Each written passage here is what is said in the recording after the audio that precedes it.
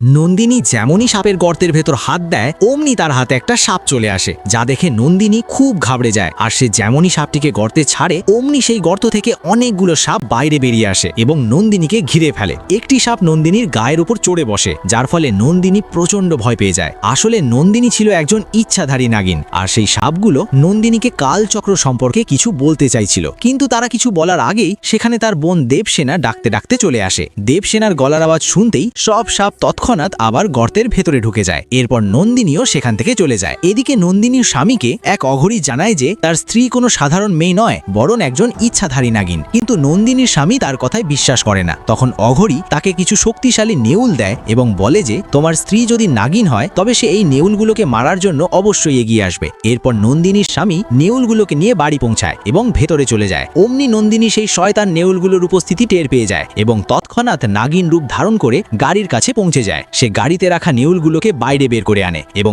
এক এক করে সবকটি নেউলকে মেরে ফেলে সেখান থেকে চলে যায়।